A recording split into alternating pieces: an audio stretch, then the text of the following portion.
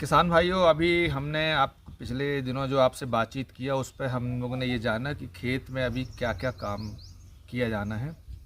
और आज हम आपसे तीसरे दौर की बातचीत कर रहे हैं। और इस बातचीत में हम आपसे ये बात करना चाह रहे हैं कि अब जो मानसून आने ही वाला है और हमारे यहाँ जो खेती के तरीके हैं उनमें से बीज बोने के लगभग दो तरीके हैं। एक तो हम लोग जो नर्सरी डाल के उसकी रोपाई करते हैं और दूसरा है सीधी बोनी करते हैं। तो आप सब लोगों को ये बात पता है कि इस समय मजदूरी बहुत ज़्यादा हो गई है और लागत बहुत बढ़ती जा रही है। और बिजाई के समय भी जब हम ट्रांसप्लांट करते हैं, मतलब रोपा लगाते हैं, जिस समय हम जब हमारी नर्सरी तैयार हो जाती है और उसको जब हम लोग ट्रांसप्लांट करते हैं, खेत तैयार करके उस पर जब हम लोग रोपाई करते हैं, तो उस समय भी बहुत ज़्यादा रेट, इस समय तो प्रति एकड़ 7,000 8,000 लेबर देनी पड़ती है। तो लागत हमारी बहुत ज़्यादा बढ़ती जा रही है, जिससे जो उत्पादन है उसका हमको फ़ायदा नहीं मिल पा रहा है। तो इसलिए आज हम बात करने जा रहे हैं आपकी सीधी बोनी पर। और हम बात उस पर रोपड़ी में भी करेंगे कि हम जो ट्रांसप्लांट करते हैं, जो रोपाई करते हैं, उस पर भी बातचीत करेंगे, लेकिन उसको अगले खंड में बातचीत करेंगे। तो आज हम आपसे जो बातचीत करने जा रहे हैं वो बात हम कर रहे हैं कि किसान भाई, जहाँ पे पानी की कमी है और सीधी जो जब हम सीधी बिजाई करते हैं तो हमें क्या किस तरह से करना है और हमको क्या क्या करना पड़ेगा। तो उसके लिए तीन चार चीज़ें हैं किसान भाइयों। पहले हमें ध्यान रखना है कि एक तो हमारा समय, कि हम किस समय पे हमें बिजाई करना है, किस समय पे हमें अपनी धान की बोनी करना है। दूसरा ये है कि बीज की मात्रा कितनी होना चाहिए। और तीसरा ये है कि जो बीज हमारे हैं उसकी वैरायटी क्या हो। और इसमें जो मुख्य बात आती है कि खरपतवार की समस्या आती है। डायरेक्ट जब हम जिसको हम DSR विधि कहते हैं, डायरेक्ट सीडेड राइस जो है, इस विधि में ये है कि खरपतवार आ जाता है और उसको कैसे नष्ट करें। तो उस पर भी हम लोग बातचीत करेंगे और उस पर आने वाली समस्याओं पर भी बातचीत करेंगे। तो हम सबसे पहले ये बात करते हैं जो खेत की तैयारी है। तो देखिए, खेत की तैयारी के मामले में तो ये है कि किसान भाइयों को सभी को पता है कि कैसे खेत तैयार किए जाते हैं। और जब खेत हमारे तैयार हो जाते हैं तो उसके बाद जब हम उसमें बिजाई करते हैं तो ये जो समय का हमको ख्याल रखना है। तो ये जो मई का आखिरी सप्ताह अभी चल रहा है और मई के आखिरी सप्ताह में इस साल जो सब जगह खबर ये आ रही है कि मानसून जो है वो अर्ली आ रहा है। तो हमको समय से पहले अपनी सब तैयारियां कर लेनी हैं। तो जब डायरेक्ट जो हम सीधी बुवाई करते हैं, जिसको DSR विधि कहते हैं, तो उस DSR विधि में खेत जब हम तैयार कर लेते हैं तो हमको जब बोनी करना है, जब हमको बिजाई करना है, तो उसमें एस्टिमेट लगा लीजिए कि मान लीजिए कि हमको अगर बिजाई 10 जून को करनी है तो हमें 4 या 5 जून को खेत में हमको रासायनिक खाद डाल लेना है। हम लोग हमेशा गलती ये करते हैं कि बीज के साथ रासायनिक खाद डालती हैं। तो उससे जो पता चल रहा है कि जो खाद जो है पूरे तरीके से पौधे को मिल नहीं पाती है और पौधा जो है वो, उसमें पौधे की जड़ें भी जो है ना, वो जो जो पहला अंकुर निकलता है उसमें रासायनिक खादों की वजह से वो उसको उतनी ताकत नहीं मिल पाती है। और एक तरीके से ये कहें कि उसकी उतनी क्षमता नहीं होती है और इस वजह से वो सरवाइव करता रहता है और कई वक्त जल भी जाता है। ऐसा भी कई कई जगह ये माना गया है। तो सबसे अच्छा ये होगा कि आपको जब बिजाई करनी है, बिजाई के 1 हफ्ते पहले आप रासायनिक खाद डाल लीजिए खेत में। और रासायनिक खादों में जो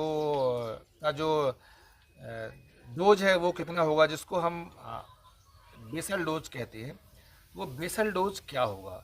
तो धान की खेती के लिए सबसे अच्छा है कि प्रति एकड़ 50 किलो DAP और उसमें लगभग 20 किलो के आसपास हमको पोटास मिला के हमको खेत में पहले ही हमको डाल देना है। अब डालने के लिए या तो आप सीड ड्रिल से डाल दीजिए और पाटा चला दीजिए, या फिर आप सीधे तरीके से जो छिड़काव करते हैं वो भी छिड़काव करके और पाटा चला दीजिए।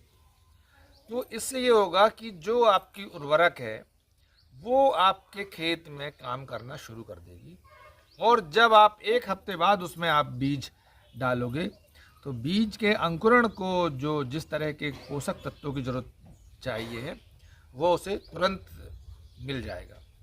तो इसलिए हमें ये सावधानी बरतना है कि हमको खाद बोने के एक हफ्ते पहले डाल दीजिए खेत में, और फिर जब हम बीज डालते हैं तो बीज की मात्रा भी हमको इसमें ध्यान रखना है कि अगर बीज ज़्यादा हो जाएगा तो भी समस्या है, और अगर बीज कम होगा तो भी समस्या है। तो साथियों, इसके लिए ये है कि बीज जो है वो 10 से 12 किलो, अधिकतम 15 किलो बीज जो है वो पर्याप्त हो जाता है। तो 15 किलो बीज जो है इसलिए क्योंकि जब आप छिड़काव विधि से करते हैं तो उसमें से कुछ बीज ऊपर रह जाते हैं जो जर्मिनेट नहीं हो पाते हैं। इसलिए ज़रूरी है कि हम 2-3 किलो बीज एक्स्ट्रा उसमें दे दें। अन्यथा अगर आप सीड ड्रिल से बोनी कर रहे हैं तो 10 से 12 किलो बीज बहुत पर्याप्त होता है 1 एकड़ की ज़मीन के लिए। तो इस तरीके से हमको उसकी बुवाई करके और सूखी बोनी हमको कर देना चाहिए। और इसके लिए जो सबसे अच्छा समय है ये माना गया है कि आप जून के पहले हफ्ते, दूसरे हफ्ते में अगर आप खेती कर देते हैं तो ये बहुत शानदार होती है। मतलब आप ये मान के चलिए कि 1 जून से लेके और 20 जून तक अगर आप खेती कर लेते हैं तो ये आपके लिए बहुत शानदार होगा। और जो किसान इस समय बोनी कर देते हैं वो उनकी फसल कभी भी मारी नहीं जा सकती है। तो हमें ये ध्यान रखना होगा। अब अगर आपके खेत में पानी नहीं है तो आप डायरेक्ट बो दीजिए बीज और पाटा चला दीजिए, और पाटा चलाने के बाद में आप जो भी अगर आपके यहाँ पर जितना भी है उतना पानी उसके ऊपर एक बार बहा दीजिए, चला दीजिए पानी, तो वो बीज उगने लगेगा। और अगर नहीं है तो फिर आप एक मानसून गिर जाने दीजिए, उसके बाद आप कर लीजिए खेती। तो इस तरीके से अगर आप काम करेंगे तो आपके लिए बहुत बढ़िया रहेगा। अब किसान भाइयों, सीधी बोनी में सबसे बड़ी समस्या ये आती है कि खरपतवार नियंत्रण जो है उसको कैसे करें, क्योंकि खरपतवार उग आता है उसमें। तो खरपतवार के लिए ये है कि जैसे ही फसल आपकी 20 दिन की होती है उस समय आपको नामनी गोल्ड जो है, नामनी गोल्ड को 100 ml से लेके 120 ml तक 200 लीटर पानी में उसको मिला लीजिएगा अच्छी तरीके से, और फिर आप पंप से स्प्रे कर दीजिए। तो ये आपके खरपतवार के लिए बहुत शानदार विधि होगी और ये खरपतवार का नियंत्रण कर देगा। ध्यान ये रखना है कि अगर दवाई कम होती है तो वो काम नहीं करेगी, और ज़्यादा होती है तो वो नुकसान नहीं करेगी। इसलिए ये जो नामनी गोल्ड है उसको 100 ml से लेके 120 ml प्रति 200 लीटर पानी में ही आपको मिला के और फिर उसको आप स्प्रे करिए। तो इससे आपकी फसल को नुकसान भी नहीं होगा, और जो आपका खरपतवार उग रहा है वो खरपतवार नष्ट हो जाएगा। अब किसान भाइयों, बात आती है कि बीज की, कि कौन सा बीज हम लगाएं। तो मार्केट में तो बहुत सारे बीज आ गए हैं। आप लोग बहुत अच्छा होगा कि अगर आप नज़दीकी के जो कृषि विज्ञान केंद्र हैं आपके एरिया में, वहाँ जाके आप संपर्क कर लीजिए आपके एरिया के लिए कौन सा बीज सूट करेगा। और या फिर कृषि विस्तार अधिकारी जो आपके एरिया के होंगे, जो कृषि विभाग होगा ब्लॉक में, वहाँ पर जाके आप एक बार बात कर लीजिए, बात ज़रूर कर लीजिएगा। और जो पिछले दिनों के जो अनुभव रहे उसके हिसाब से तो हम आपको बता रहे हैं कि यदि आप DSR विधि से लगा रहे हैं, मतलब डायरेक्ट बोनी कर रहे हैं, अगर आप सीधी बोनी कर रहे हैं तो पूसा बासमती 1509, तो ये ध्यान रखिएगा कि पूसा बासमती 1509 जो किस्म है वो बहुत शानदार होती है। आपकी सीधी बोनी के लिए। और उसके साथ एक और है, अगर वो बाज़ार पर आपको मिल जाए तो इसको भी लगा लीजिएगा। और वो होती है पूसा बासमती की जो वैरायटी है, वो 1886 कहलाती है। पूसा बासमती 1509 और पूसा बासमती 1886, ये दोनों वैरायटियाँ बहुत शानदार वैरायटियाँ हैं। और ये जो भारतीय कृषि अनुसंधान केंद्र है उससे निकली हुई वैरायटियाँ हैं। और डीएसआर विधि के लिए जो सीधी हम लोग बिजाई करते हैं उसके लिए ये बहुत परफेक्ट किस्म है। तो अगर आप इन किस्मों को लगाती हैं तो ये बहुत अच्छा होगा। और किसानों को खुद ये बात समझनी चाहिए। किसान ज़्यादातर करते क्या है कि वो दुकान जाते हैं और दुकानदार ने जो कह दिया वो बीज अपने यहाँ पे ले आते हैं, जबकि सीधी बोनी के लिए अलग बीज होते हैं और नर्सरी लगा के और जो हम रोपणी करते हैं उसके लिए अलग बीज होते हैं।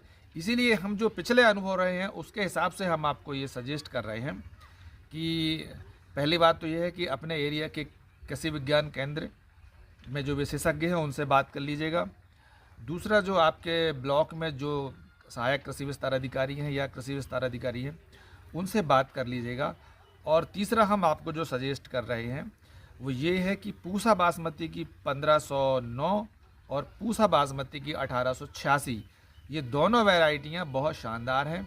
और अगर आप इन वैरायटियों को लगाती हैं तो इन वैरायटीज़ का उत्पादन भी बहुत अच्छा मिलता है। और सीधी बोनी के बावजूद इनका लगभग 35 कुंटल प्रति एकड़ इनका उत्पादन मिल जाता है। और किसान भाइयों, एक बात और, किसान भाइयों, ज़्यादातर जो एक समस्या आती है कि जब आपकी फसल 20-25 दिन की हो जाती है तो फसल में पीलापन जो देखने को मिलता है, उस पीलापन को दूर करने के लिए आप एक उपाय है जो आप ये कर सकते हैं कि आपको 25 किलो यूरिया और 10 किलो जिंक मिला के यदि आप प्रति एकड़ पे ये जो सप्लीमेंट्री देते हैं तो उससे बहुत शानदार पौधा बनेगा। और जो आपके फसल में 20 से 25 दिन बाद पीलेपन की समस्या है वो ख़त्म हो जाएगी। तो इस विधि से अगर आप ऐसे खेती करते हैं तो ये आपके लिए सस्ता भी होगा और इसमें मजदूरी भी कम लगेगी और आपको अच्छा उत्पादन मिलेगा। तो किसान भाइयों, आपको कैसा लगा हमारा ये जो एपिसोड, ये आप हमें ज़रूर लिखें और सजेस्ट भी करें, जिससे हम आपके लिए और अच्छे अच्छे एपिसोड इस तरह की जानकारी वाले हम आपको बना सकें।